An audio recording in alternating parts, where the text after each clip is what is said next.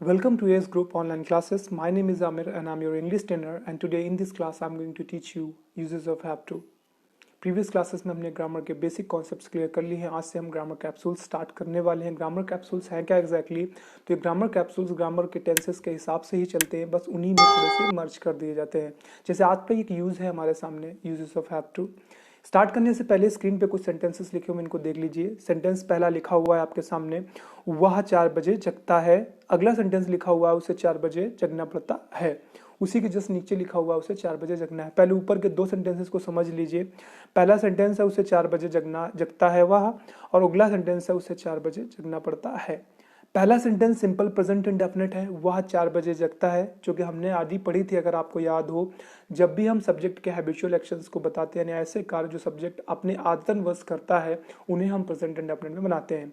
लेकिन जब हम आदतों की बात करते हैं, आदतें दो प्रकार से बन जाती हैं। एक तो वो जो हम खुद बनाते हैं, एक वो जो मजबूरीवश बन जाती है। मजबूरीवश इन सेंस, जैसे पढ़िए तो पहला सेंटेंस है वह 4 बजे जगता है, मतलब खुद जगता होगा। लेकिन अगर मैं बोल रहा हूँ कि उसे 4 बजे जगना पड़ता है, यानी वो जगता, दोनों ही 4 बजे जगते हैं, लेकिन दूसरा वाला मजबूरी में जगता है। ऐसे नीचे सेंटेंस लिखा है, मैं खाना बनाता हूँ। मैं खाना बनाता हूँ जनरली कोई भी कह सकता है, लेकिन अगर मैं बोलता हूँ मुझे खाना बनाना पड़ता है, तो दोनों ही सूरतों में मैं खाना बनाता तो हूँ, लेकिन पहले वाले में मैंने बोला मैं खाना बनाता हूँ, ये मेरी चॉइस हो सकती है। लेकिन मैंने दूसरा सेंटेंस बोला मुझे खाना बनाना पड़ता है, ये मेरी चॉइस नहीं है, ये मेरी मजबूरी है। ठीक है, कोई होगा नहीं खाना बनाने के लिए, लाइक इस वजह से मैं बनाता हूँ। अब इन दोनों को हमें बनाना है, तो हम कैसे बनाएंगे? पहला तो मैंने बता दिया, वह 4 बजे जगता है, हम इसे प्रेजेंट इंडेफिनिट बना लेंगे। लेकिन अगला सेंटेंस है उसे खाना बनाना, जैसे उसे 4 बजे जगना पड़ता है, तो इसे हम प्रेजेंट इंडेफिनिट में ही बनाएंगे, लेकिन सिर्फ प्रेजेंट इंडेफिनिट में नहीं बनाएंगे। ऐसा अगला सेंटेंस है, मैं खाना बनाता हूँ, इसे हम प्रेजेंट इंडेफिनिट बनाएंगे। लेकिन अगर मैं बोलता हूँ मुझे खाना बनाना पड़ता है, इसे हम सिर्फ प्रेजेंट इंडेफिनिट में नहीं बनाएंगे, इन्हें हम हैव टू से बनाएंगे। तो अब देखते हैं कि हैव टू की एग्जैक्टली आईडी है क्या, कैसे हम पहचान करेंगे कि वहां पर हमें हैव टू का यूज करना है। पढ़ता है, पढ़ती है, पढ़ते हैं, ना है, नी है, ने, यानी वाक्यों के अंत में कभी भी आपको पढ़ता है, पढ़ती है, पढ़ते हैं, या ना है, नी है, ने है दिखता है, ऐसे सेंटेंसेस को बनाने के लिए आप हैव टू का यूज करोगे। लेकिन मैंने आपको पहले भी बताया था, वाक्य के अंत में क्या आएगा इससे कोई फर्क नहीं पड़ता। When you are going to speak English, जब आप इंग्लिश बोलने जा रहे हो, तो आपको दिमाग में ये रखना है दैट वाक्य के अंत में क्या आएगा इससे कोई फर्क नहीं पड़ता, कॉन्सेप्ट को समझना है। तो आईडी लिखी हुई है, जब भी हम सब्जेक्ट द्वारा कोई कार्य आवश्यकतावश या मजबूरीवश आदतन किया जाता है, यानी कोई ऐसी आदत है जो उसकी मजबूरी में बनी है, कोई ऐसी ऐसी हैबिट है उसकी जो मजबूरी में उसकी बन गई है, या किसी नेसेसिटी वश बन गई है, किसी आवश्यकता वश बन गई है। जब आप ये किसी को बताएंगे, तो आप ऐसे वाक्यों को बनाने के लिए यूज करेंगे हैव टू का मेन वर्ब के साथ। टेंस को इफेक्ट नहीं करता, अगर प्रेजेंट इंडेफिनिट है तो प्रेजेंट इंडेफिनिट में ही बनेगा, बट जो भी मेन वर्ब होगी उसमें हमें हैव टू का यूज करना है। यानी अगर जगना वर्ड है तो वेकअप होता है, लेकिन जब हम मजबूरी में जगना हो रहा है तो वहां पर हम हैव टू वेकअप यूज करेंगे। जैसे जाना गो मीन्स होता है, लेकिन अगर मजबूरी में जा रहा है तो हम हैव टू गो बोलेंगे। यहाँ पे एग्जाम्पल लिखा हुआ है पहला, वह 4 बजे जगता है। थोड़ी देर पहले हमने सेंटेंस देखा, तो ये प्रेजेंट इंडेफिनिट बनेगा। प्रेजेंट इंडेफिनिट का रूल होता है सबसे पहले सब्जेक्ट, फिर वर्ब, फिफ्थ फॉर्म में आती है, मतलब एस ई एस लगता है अगर एक वचन करता है, फिर ऑब्जेक्ट और बचा हुआ पोर्शन आ जाता है। तो सबसे पहले सब्जेक्ट यानी वह, तो हमने लिखा ही जगता है, वेक अप, इसमें हमें एस लगा दिया चूंकि एक वचन करता है ही, तो he wakes up at 4 o'clock, वह 4 बजे जगता है। अगला सेंटेंस है उसे 4 बजे जगना पड़ता है, इसे हमें बनाना है, तो इसे यहाँ पर भी हम प्रेजेंट इंडेफिनिट के ही रूल को फॉलो करेंगे। सबसे पहले सब्जेक्ट लिखेंगे ही, लेकिन अब यहाँ पर जो मेन वर्ब थी हमारी वेकअप, ये अकेले नहीं आएगी, हैव टू के साथ आएगी, तो ये बन जाएगी हैव टू वेकअप। लेकिन चूंकि वह एक वचन करता है, तो इसलिए हमें एस का यूज करना पड़ेगा। तो हम वेकअप में एस ना लगा के हम हैव में ही एस लगा देंगे, तो यहां पर ये सेंटेंस बन जाएगा he haves to wake up at 4 o'clock। जबकि हैव्स टू को जब अगर हम हैव्स को एक साथ मिला के पढ़ेंगे तो उसी को हम लोग बोल देते हैं हैज। तो ये कंप्लीट सेंटेंस बनेगा he has to wake up at 4 o'clock। Has to कैसे बना, आई एम श्योर आपको समझ आ गया होगा। हैव्स को ही हम हैज कहते हैं। निगेटिव और इंट्रोगेटिव में हम हैज का यूज नहीं करेंगे, क्योंकि निगेटिव और इंट्रोगेटिव में प्रेजेंट इंडेफिनिट में हम डू या डज का यूज करते हैं। इसके बाद हम मेन वर्ब में एस ई एस नहीं लगाते हैं। और कुछ सेंटेंसेस समझ लेते हैं, तो इसके रूल को समझ लेते हैं। रूल है प्रेजेंट इंडेफिनिट का रूल होता है सब्जेक्ट प्लस V5 यानी वर्ब की फिफ्थ फॉर्म आती है, एंड ऑब्जेक्ट एंड बचा हुआ पोर्शन आ जाता है। फिफ्थ फॉर्म का मतलब मैंने बताया आपको, एक वचनकर्ता के साथ एस ई एस, नहीं तो कुछ भी नहीं लिखना, आपको वर्ब की फर्स्ट फॉर्म लिख देनी है। लेकिन जब आप हैव टू का यूज करेंगे तो सब्जेक्ट में आपको हैव टू वर्ब लगानी है, लेकिन वो भी पूरा मिला के फिफ्थ फॉर्म, यानी हैज भी लग सकता है, हैव भी लग सकता है। अगर एक वचन करता है तो एस लगेगा तो हैज बन जाएगा, नहीं तो हैव बनेगा, देन ऑब्जेक्ट और बचा हुआ पोर्शन आ जाएगा। सेंटेंस है, उसे खाना बनाना पड़ता है, पहले हमने देखे थे वो सेंटेंस। इसे बनाना है, उसे खाना बनाना पड़ता है, तो हम क्या करेंगे, ही हैज टू कुक। तो ये हैज टू हमने क्यों लगाया है, क्योंकि हैव्स टू कुक का मिला करके हम यहाँ पे हैज टू बना दिए हैं। कुक मीन्स खाना बनाना होता है। तो खाना बनाना अगर हम सिंपल बनाते, ही कुक्स का मतलब होता है वह खाना बनाता है। हमने लिखा ही हैज टू कुक, मतलब उसे खाना बनाना पड़ता है। अगला सेंटेंस है, उसे मुझे उसकी सहायता करनी पड़ती है, मतलब मैं मजबूरी में करता हूं, तो फिर I have to help him. अब यहां पर आई है, इसके बाद जो मेन वर्ब क्या थी, सहायता करना यानी हेल्प। तो हेल्प अकेले नहीं लिखनी, हमें हैव टू हेल्प लिखना है। और यहाँ पर बहुवचन करता है तो अब हमें एस नहीं लगाना, तो इसलिए हैज ना आकर हैव टू आएगा, तो सेंटेंस बन जाएगा I have to help him. और सेंटेंसेस लिखे हुए लिखा है उसे घर का काम करना पड़ता है, तो ये बन जाएगा आपका he has to do a lot of domestic work. उसे घर का काम करना पड़ता है, he has to do domestic work. या अगर बहुत दिया होता है तो हम अ लॉट ऑफ का यूज कर देते हैं।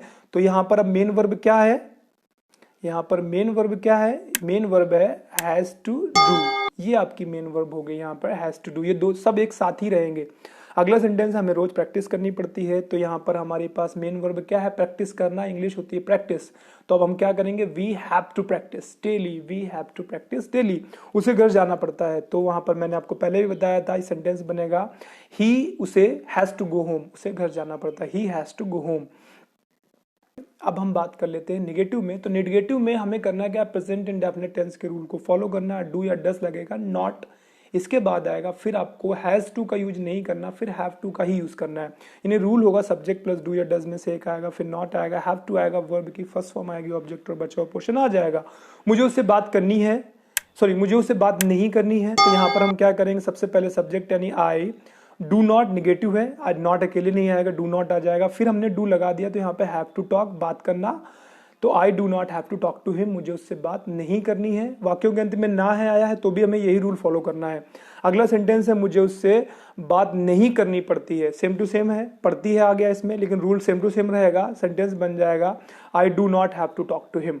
ऐसे ही मुझे कल राकेश से नहीं मिलना है, तो यहाँ पर आ जाएगा मुझे यानी आई डोंट, प्रेजेंट इंडेफिनिट में आई डोंट, और फिर मिलना हैव टू सी, हम केवल सी ना लिख के यहाँ पर हैव टू सी लिखेंगे, यहाँ पर हमारी पूरी मेन वर्ब हो जाएगी हैव टू सी। और Rakesh tomorrow, I don't have to see Rakesh tomorrow, मुझे राकेश से कल नहीं मिलना है।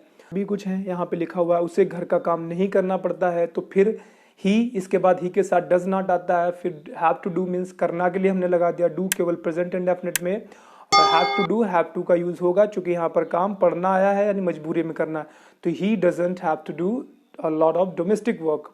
हमें रोज प्रैक्टिस नहीं करनी पड़ती है, तो we do not have to practise daily, हमें डेली प्रैक्टिस नहीं करनी पड़ती, तो we do not have to do practice daily. उसे घर नहीं जाना है, तो he does not have to go home, he does not have to go home. यहाँ पर हमने डज नॉट का यूज किया, क्यों, क्योंकि एक वचन करता है। अब बाकी प्रेजेंट इंडेफिनिट के रूल्स को ही हम फॉलो कर रहे हैं। इंट्रोगेटिव दो प्रकार के थे, वो जिनमें क्या शब्द वाक्यों के स्टार्टिंग में आता है, उनमें हम क्या करते हैं, हेल्पिंग वर्ब यानी डू या डस पहले लिखेंगे, इसके बाद आपका सब्जेक्ट आएगा, फिर जो मेन वर्ब होगी तो मेन वर्ब में ऑब्वियसली साथ में हैव टू आएगा, तो हैव टू वर्ब हो जाएगी, इसके बाद ऑब्जेक्ट और बचा हुआ पोर्शन। क्या तुम्हें उससे बात करनी है, तो फिर हमने क्या के लिए डू लिख दिया, और फिर इसके बाद यू और हैव टू टॉक। यहाँ पर मेन वर्ब का काम कौन कर रहा है, हैव टू टॉक, ये मेन वर्ब है आपकी। तो do you have to talk to him, क्या तुम्हें उससे बात करनी है। क्या तुम्हें कहीं जाना है, तो यहाँ पर हमने क्या किया, क्या के लिए do you have to go anywhere, क्या do you have to go anywhere, क्या तुम्हें रोज यहाँ आना पड़ता है, तो फिर क्या के लिए हमने डू लगा दिया, subject you, have to come, आना के लिए हमने यूज किया हेयर, यहाँ डेली, तो do you have to come here daily, क्या तुम्हें यहाँ रोज आना पड़ता है। और अगर बोले तो क्या तुम्हें गाना गाना पड़ता है, do you have to sing, क्या तुम्हें घर जाना पड़ता है, do you have to go home, क्या तुम्हें गणित के सवाल लगाने पड़ते हैं, तो do you have to solve mathematical questions, क्या उसे गणित के सवाल लगाने पड़ते हैं, तो does he have to solve mathematical questions. Interrogative two type two, जिनमें क्या क्यों कब कैसे किसने कहा किसको वाक्यों के बीच में आते हैं, ऐसे वाक्यों को बनाने के लिए हम सबसे पहले क्वेश्चन वर्ड लिखते हैं स्टार्टिंग में। क्वेश्चन वर्ड के बाद हमें हेल्पिंग वर्ब डू या डज का यूज करना है, फिर सब्जेक्ट आता है और फिर मेन वर्ब जो भी आएगी वो हैव टू के साथ देन ऑब्जेक्ट और बचा हुआ पोर्शन आ जाएगा। तुम्हें उससे बात क्यों करनी है, तो क्यों वाक्यों के बीच में है, तो सबसे पहले क्यों, वाई, फिर हेल्पिंग वर्ब डू, यू, फिर हैव टू टॉक, ये मेन वर्ब हो गई आपकी। तो why do you have to talk to him, तुम्हें कहाँ जाना है, कहाँ के लिए हमने सबसे पहले लिखा वेयर, फिर do you have to go, where do you have to go. तुम्हें रोज यहाँ क्यों आना पड़ता है, तो क्यों वाक्यों के बीच में आया, हमने पहले लिखा वाई, फिर do you have to come here daily, why do you have to come here daily. तुम्हें गाना क्यों गाना पड़ता है, why do you have to sing, तुम्हें उसकी बातें क्यों सुननी पड़ती हैं, why do you have to listen to him. तुम्हें इतना काम क्यों करना पड़ता है, why do you have to do so much work. Have to का यूज आपको समझ में आ गया होगा, घर में आप जाते हैं, आपको बोलना है मुझे पानी पीना है, हम लोग बोल देते हैं I have to take water. मुझे कल दिल्ली जाना है, I have to go Delhi tomorrow. मुझे उसे बताना है, I have to tell him. मुझे उसकी बात सुननी है, I have to hear to him, I have to listen him. मुझे गणित के सवाल लगाने हैं, I have to solve mathematical questions. अब मुझे सुबह जल्दी जगना पड़ता है, I have to wake up early in the morning. मुझे सुबह खाना भी बनाना पड़ता है, तो I have to also cook food in the morning, I have to cook also in the morning. I am sure चीज़ें समझ आ गई होंगी, हैव टू का यूज़ आपका क्लियर हो गया होगा। आज की क्लास में फिलहाल इतना ही, बहुत जल्द हम फिर से मिलेंगे एक नई क्लास में एक नए टॉपिक पे बात करते हुए। तब तक इंग्लिश बोलने की प्रैक्टिस करते रहिए, अपना खूब सारा ख्याल रखिए। Bye bye, take care.